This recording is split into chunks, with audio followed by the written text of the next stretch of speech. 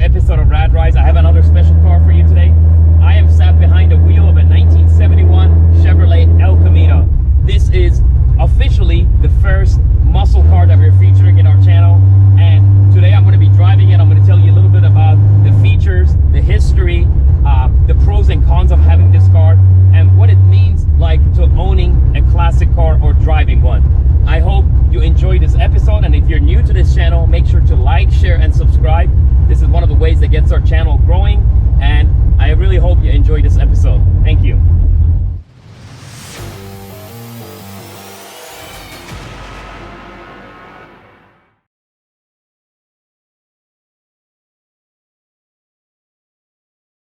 All right, guys, let's talk a little bit more about this 1971 Chevrolet El Camino. But before doing so, I'm going to tell you a little bit about the history of Chevrolet and how they started building the El Camino. Chevrolet saw that in 1957, Ford introduced the Ford Ranchero. Now, that car was designed on a sedan that had the capability to put some stuff in the back. So basically a sedan with some of the benefits of having a pickup truck. Chevrolet introduced the first generation of El Camino in 1959, and it actually did surprisingly well with over 22,000 units being sold compared to the 14,000 units that was sold by Ford Ranchero. Now, 1960 was a bad year for El Camino. They didn't sell that well, so they stopped making El Camino. Now, the second generation of Chevrolet El Camino was introduced in 1964, and that one was based on a very popular sedan called Chevelle. And Ford Ranchero at the same time was based on Ford Falcon. Unfortunately, though, it took few years after 1964 for Chevrolet to start bringing in their bigger V8s and putting it into the El Camino.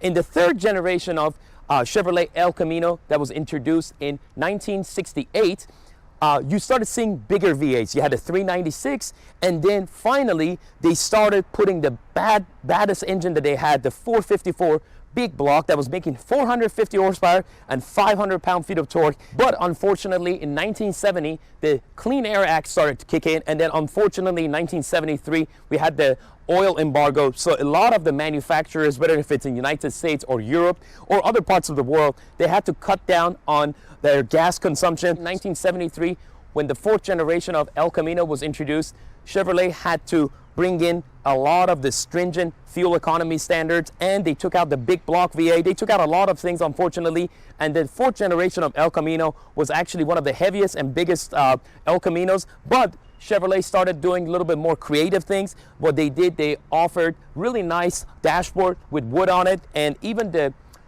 doors, inside of the doors, there was like really nice high quality carpeted material. So they actually sold pretty well in 1973 and I believe 1974. And then the last generation of Chevrolet El Camino was introduced in 1978 all the way to 1987. But that generation, for a few years it was built in the United States, but in 1984 and 1985, the production was actually moved to Mexico to save some costs. And 1987 was unfortunately the last year that El Camino was made. Now, there's been some speculation that Chevrolet was going to bring back the El Camino brand in 2015 or 2016, but unfortunately that never happened. One interesting fact is that Chevrolet, just like how they do nowadays with their GMC wing, which is kind of more luxurious version of the Chevrolet, they also introduced the GMC version of El Camino in 1971 through 1978. It was called GMC Spirit. And in 1978 through 1987, which was the last year of the Chevrolet El Camino, the name of that GMC was called GMC Caballero. All right, guys, let's talk a little bit more about the engine of this 1971 Chevrolet El Camino. Originally, this car came with a 350 V8. That was one of the 5 V8s that was being offered in this body style of El Camino, the third generation of El Camino that was introduced in 1968 and ran all the way to 1972. They had a 307 as the smallest small block V8, and the big bad boy big block V8 was a 454. Unfortunately, due to this car's head being cracked, the engine of this car is no longer the 350 cubic inch, but rather a 383 cubic inch with the stroker cam running at a 10-to-1 ratio, compression ratio, and the owner thinks that the car is making about roughly 425 horsepower and about 500 pound-feet of torque. Now all of this old school horsepower and torque is being put down to the ground by automatic turbo 350 transmission with quick shift kit, and it also has Detroit locker rear end with 390 gears. The car also has 3-inch exhaust with Black Widow mufflers. All right guys, let's talk a little bit more about the wheels and brakes of this car. The wheels on this car are chip foose wheels. They're 18 by 8 inches in the front. They're wrapped by 245/35 inch tires, and in the rear they're 18 by 10, and then they're wrapped on 275 by 35 tires. Now the owner of this car has converted the front and rear brakes to all disc brakes. Originally the car came with drum brakes in the front and in the rear, and by changing the front and rear brakes to all disc brakes with cross-drilled and slotted rotors, the car's braking has significantly improved. These calipers are made by Baird. They're 2-piston calipers. The rear calipers are 1-piston calipers. Another interesting fact to mention is that the owner of this car has changed the suspension a little bit. Now it has a Hotchkiss tubular suspension with Stage 3 adjustable coilover shocks, struts, and the springs. All right guys, let's talk a little bit more about the design of this 1971 Chevrolet El Camino. What's interesting about this El Camino is that the father-in-law of the current owner of this car actually purchased this El Camino in 1971, and it's remained the same family ever since then. Another thing that I have to tell you, the owner will tell you that himself too, is the car needs a paint job. Yes, we already know. In this channel, we focus about the cars that have significance in automotive history. And this car, if you look at the wheel, brakes, suspension, and the engine, which is the heart of this piece, it has a lot of goodies. Now, the only thing that the owner needs to do is to do a full window out paint job, and this car will be basically showroom condition. Now, tell you a little bit more about this car. It was originally avocado green, as you see here, because the paint has chipped. And right now it's something called the blue-green paint, and it is obviously faded. It's got scratches here and there, but eventually the owner has in his bucket list that he wants to fully restore the car and put a nice, sparkling, glowing paint job on it, which would do this car a justice. Now, moving on, you can see this really, really big bonnet, big hood, and it is menacing. I mean, these are the old school hoods. This thing, when I was opening up to tell you about the engine of the car, it weighs a lot, so they don't make cars like this anymore. Really nice round square headlights. You got the side blinkers, menacing grille, and he's blacked it out. Same thing, you see this big steel bumper in chrome.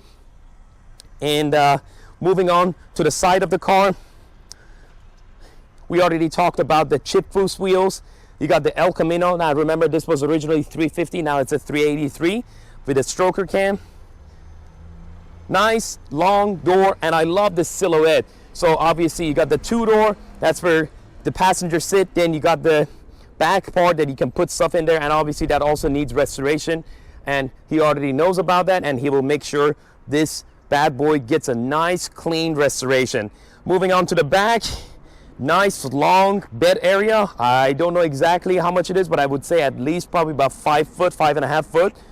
Same, the rear wheels are 18 by 10s, the fronts are 18 by 8s.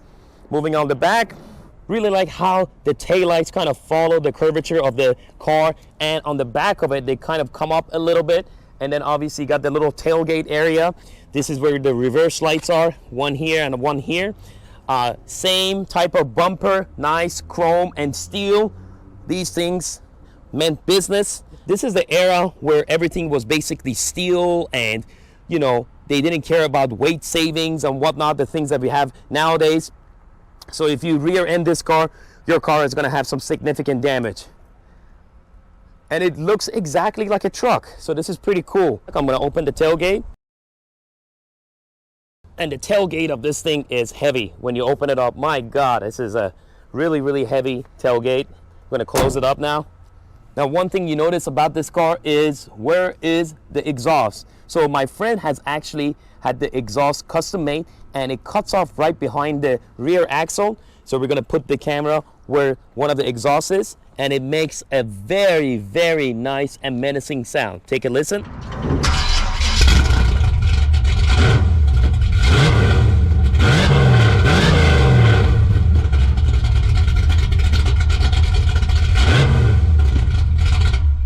Let's talk about the interior of this El Camino. Everything is nice and simple. There is no navigation screen. There is no digital gauges. A lot of the modern amenities is absent in this car.